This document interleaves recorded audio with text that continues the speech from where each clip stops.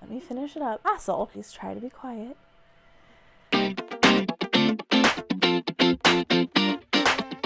Hey, thanks for coming by and joining us over at the Mom Desk Club. Today, we are jumping into Season 1, Episode 4. In Season 1, we're talking about the balancing act, juggling motherhood and a work-at-home career. And so this whole season, we're just talking about that balancing act and what kind of goes into it. There's a lot of different facets that go into juggling that kind of lifestyle. But even more than that, today on Episode 4, we are going to talk about effective goal setting for work-at-home moms, which, I'm not gonna lie, doesn't feel like something that I'm very good at. It feels kind of like this unicorn because goal setting can be really tricky for anybody, but I think especially with being a work-at-home mom, what makes it really complicated is that I feel like I'm either floating between a fish out of water and just so confused, flopping around and not sure what I'm supposed to do, or having so many goals and so many expectations on myself that there is no possible way that I could ever get all of those things done. I always think about Rachel Jonkovic in Loving the Little Years. She gives this example about how she realized she had been a really bad boss to herself. And of course she had lots of little kids at the time. She's writing a book, all this different kind of stuff. And she said that, when her husband would get home at the end of the day, she would just really beat herself up. She'd be like, I was supposed to do this, I was supposed to do this, and I never got any of these things done, and I didn't do this, and I didn't do that. And she realized that if she was her own boss, she would hate working for herself because she was just beating herself up. And so I think the trick with being a work-at-home mom is that you don't want to get super lazy with yourself and just give yourself passes, which I know we all do.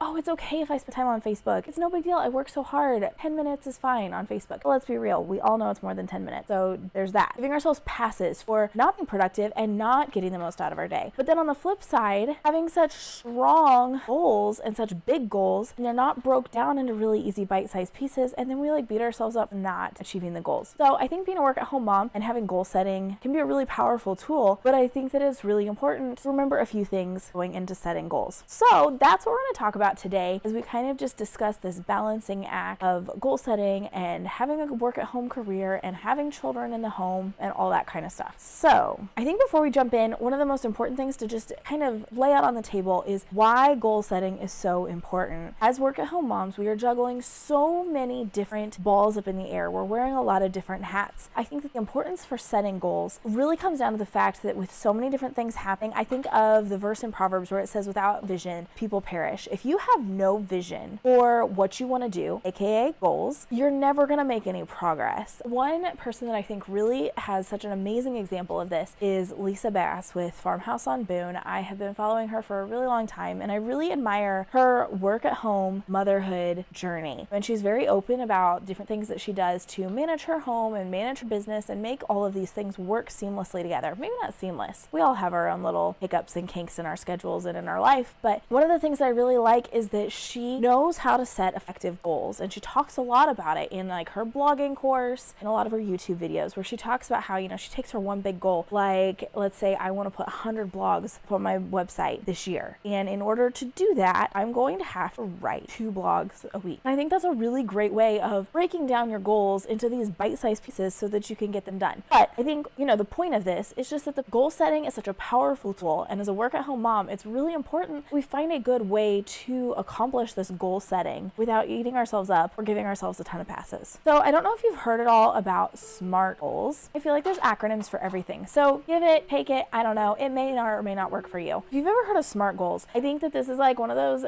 take it or leave it kind of things, but it's an acronym and people think it's really fun to make acronyms because it makes it a lot easier to get things done. But SMART goals stands for specific, measurable, achievable, relevant, and time-bound. That can be really effective for setting goals. I find it hard to fit into these kinds of boxes. You've got to find specific goals. You've got to make them measurable. You've got to make them achievable, relevant, and time-bound. For example, let's say that one of my goals is, so I homeschool my kids, and my goal, while I've not been super consistent in it in the past, because I just find it hard to get into the routine, I have realized that if I'm going to get all of my hours in a school year and get through all of our curriculum in a specific amount of time, I'm going to have to set a goal for how many days a week we want want to do school, when we're going to do our school, and how many hours a week we are going to spend working on school so that we can achieve the goal, which is finishing the grade at some point before the next school year starts. So the specific goal is finishing the book. Measurable would be knowing that we have to accomplish so many lessons in that time period. Another part of measurable would be knowing that we have to achieve so many days of school a week in order to complete all of the work in 1 week. Making sure it's achievable would be, so like last year, one thing that we did when my daughter was in kindergarten, so we're not talking complicated school here, just kindergarten, I realized that we weren't going to finish our school by the end of the year. And when I say the end of the year, I don't actually mean like May when everybody finishes their school. I mean by July when the next school year was rolling over. We weren't going to finish our school unless we did 2 lessons a day. So that was kind of how I set this achievable goal for 2 days. We weren't going to reach our goal unless we did 2 days worth of school every single day. So that was kind of our achievable goal. It was not as hard when it was kindergarten. A lot harder to kind of cram that in now that she's in 1st grade because there's a little bit more work. And so to try to get 2 days of schoolwork done every single day would be a little complicated. But by just figuring out what the end goal was, how much time we had to do it, and what I need to do every day in order to accomplish the goal, it helped me to make that specific goal, make it measurable, make it achievable, relevant. I mean, I don't know how that necessarily applies other than it was a relevant goal for us. We had to accomplish the schoolwork, it applied, it was relevant to our lives. And then as far as time bound, obviously, when you're setting a goal, you have to realize how that's going to fit into your time. So for us right now, it's taken me a little while to figure out where school fits in our schedule. But the easiest time that I have to get our school done is either right after lunch and right before everybody goes down for quiet time. We kind of just pack as much as we can into that one little hour right before everybody goes down for their nap. Or after the little kids are in bed, the oldest will come out and we'll do school together and kind of get it finished that way. So there's a lot of different flexibility when you're setting goals, but by planning a SMART goal, it can help you kind of realize what you need to do to get to the goal. Okay, so I have 5 tips to kind of keep in mind as you're setting goals. Make sure that these are goals that are really going to work for you and your lifestyle. First tip is to find a prioritization technique that works best for you.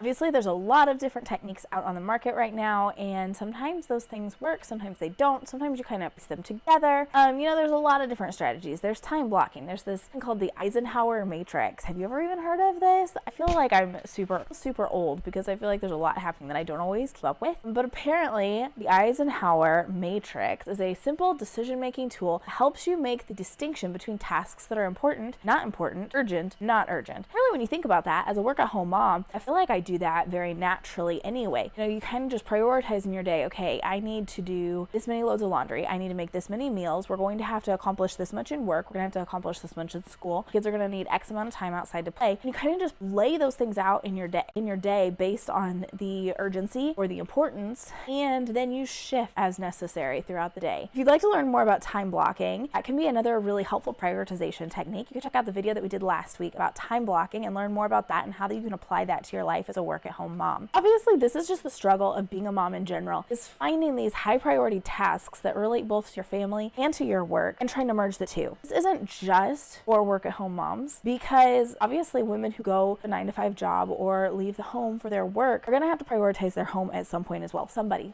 will have to prioritize the home. I think the challenge with being a work-at-home mom, though, is that there's not a lot of segregation. It's not like you go to the office and you go work for a while, and then you come home, and when you're at home, you're mom, when you're at the office, you're the office employee. A lot of times, everything is it's a big messy puddle. It's like when you take all the Play-Doh and you pile it up into one big messy marbly colored piece of then it gets a little more complicated. You can't just separate all the pink out and all the green out and keep everything in nice, tidy, ordered little containers. Everything just kind of piles up in the middle and makes it a big, I don't want to say a complicated mess, but it's a very, my daughter's back here saying a big hassle. No, it's not a big hassle. It just makes it a beautiful mess that you have to sometimes bring a little bit of order and control to. At some point, you may have to toss the whole thing out and get your colors segregated again. Being a work-at-home mom makes this a whole other ballgame. Okay, next tip I have for you is to create a realistic schedule. Now, we have talked about this in a previous episode. We will put another pin or a link up here so that you can check out the episode where we talk about creating a schedule. But I think when you're setting your goals, it's so important to consider your schedule, because every work-at-home mom is going to have a different schedule based on her work and her children. Some moms send their kids to a preschool during the morning so that they can get a lot of work done before they bring them back home. People come in and help them. And sometimes you're doing it all on your own with your kids. And so you kind of have to piece your career around the children and around the family. So creating a realistic schedule really makes a big difference in your goal setting, because if you're setting these unrealistic goals with an unrealistic view of your time and your schedule, you're really just setting yourself up for failure. And so I feel like this feels like a no-brainer. But sometimes you just kind of have to live out your life and figure out where you can fit things in.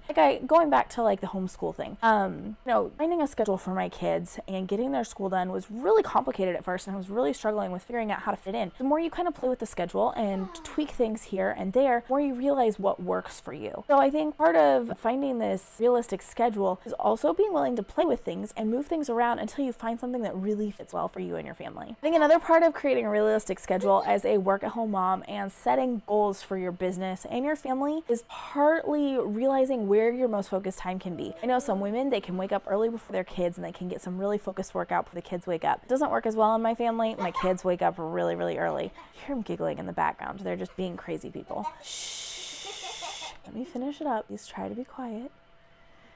Everybody has different schedules, so some things are going to work for some families, some are not. My kids wake up insanely early, so trying to beat them awake is really complicated, and honestly, it kind of just stresses me out to try to beat them awake and get work done, because most likely somebody is going to wake up earlier than you expected, then it throws the whole schedule off. I tend to find my most concentrated time is during quiet time, because the smallest of the children are sleeping, and anybody who is not taking naps is generally quiet, either in their room quietly working on an activity or out in the main living space quietly working on an activity. And a lot of people can also cram in work at night as well after their children go to bed. My kids go to bed really early in the evenings. And so as long as I have enough brain power to continue steaming through an evening of work, that can be a really great time to achieve some of my goals. Is after I get the kids to sleep, the house gets really quiet and it can be easier to get some work done that way. Okay, so another tip, ironically, we have covered this as well in a previous video, and it's overcoming distractions. When you're setting goals, distractions can really make it hard to achieve the goal. Even just today, my goal has been to sit down and do a video for the YouTube channel or a podcast every day. So when the kids go down for their nap, put on my equipment, I sit down and I film a video, and I at least get the content put into a recorded format so that I can then go from there. But there's also a lot of distractions that come up. People don't sleep as long as you thought that they were going to, or for a while we were constantly getting sick. So I either sounded like a frog or got hit by pink eye, and I'm like, nobody's gonna want to look at me that way. There's always distractions, but I think the easiest thing to do when distractions come is figure out what you can do next. What's the next step? Okay, so I might not be able to record a video today, but I do have 30 minutes. I could sit down and set aside some dedicated time to writing a blog or working through my budget for my business, or I could spruce up the website really quick. Sometimes a part of goal setting is also knowing when you need to pivot and change. Of course, like I said, we have also talked about overcoming distractions in some previous videos. So put the links for all of these down in the comment section as well so that you can refer to these. And we'll also have them in a playlist so you can just play through these videos and find the ones that help you, because we want to see you successful in your business and in your family and in your relationships, in your friends and with your husband and with your family. Sometimes it can feel really hard to juggle all those balls, but I think that there's a beautiful harmony that can come into these things when you start really practicing setting goals and learning techniques to make your work and home life harmony a little easier. Okay, so another tip for setting achievable goals is by finding accountability and support to help you reach those goals. I think as work-at-home moms, sometimes it can be so easy to feel like you are this island, and you're the one, running the whole island. You're the one keeping everybody alive on this island, and you're having to make sure everybody has shelter and food, and that there's a way to make money, and you've got to,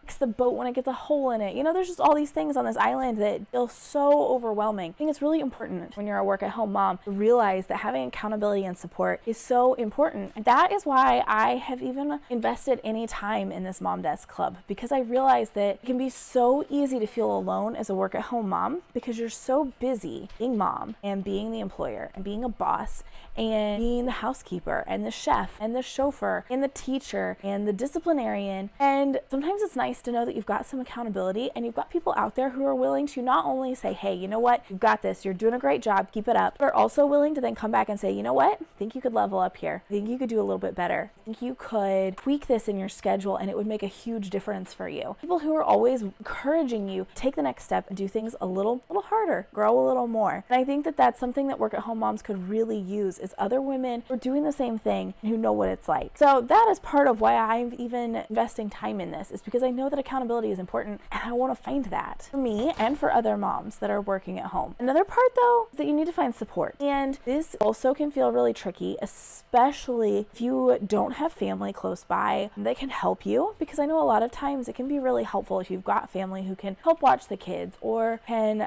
come over and help you kind of sort through some stuff. Sometimes that's not an option. Sometimes family is not close. Sometimes you don't have a close relationship relationship with them. Sometimes they're hours and hours away and you have no way to make that work. But you still need support. So whether you're finding that with your spouse or whether you're finding that with some friends or family or relatives, maybe you and another mom both work at home, you swap days where maybe you guys every once in a while you'll swap, you'll keep her kids and she'll work for a day, and then you'll keep your kids and her kids and you'll get some work done for a day. That can be a really easy, effective way to try to get some support and get some help. One thing I have found is to look for somebody who can come in and help you. I thought that this was a unicorn. I didn't realize that I would even be able to find somebody who could help me until all of a sudden I realized that there was a young woman who lived down the road from us who is homeschooled. She has a flexible schedule. She is still young enough that I've got a few years before she's going to graduate and go off and start doing her own thing, hopefully. So I pay her to come over once a week and help us out. Sometimes she watches the kids. Sometimes she cleans the kitchen. Sometimes she does a project with them. Sometimes she helps me sort through the winter clothes and get all the summer clothes ready. And that has been a huge help, either to just manage home stuff or help me get work stuff done, or any combination of both. Okay, my final tip, I am going to be very upfront right now that this is not something that I'm good at, but that doesn't mean that we shouldn't still focus on it and maybe try to make some improvements in our own lives. But the last tip is to celebrate your achievements. When you set a goal and then you meet the goal, that is so exciting. And it's something that you should celebrate and that you should enjoy because you worked really hard to get there. Maybe you're the type that likes to work towards goals. You can set this big celebration kind of at the end of your goal so that you know what you're working towards. Maybe it's going to a special restaurant that you don't get to go to very often, or maybe you're looking forward to updating your wardrobe. So it's like, hey, when I can reach this goal in my business, I'm going to go update my wardrobe. Maybe it's a spa day, or maybe your budget is really low key and you're not wanting to spend a whole bunch of money on a celebration. Maybe it's simple as going and getting some sparkling juice and your favorite cheeses and your favorite chocolate. And once the kids go to sleep, you sit down and have a celebration and recognize what happens when you work hard, you set goals, and then you meet your goals. So if you have any special ways you like to celebrate achieving a goal and getting that goal checked off your list and accomplished, I want you to put it down in the comments, because I think that this is something we could all learn a little bit more about,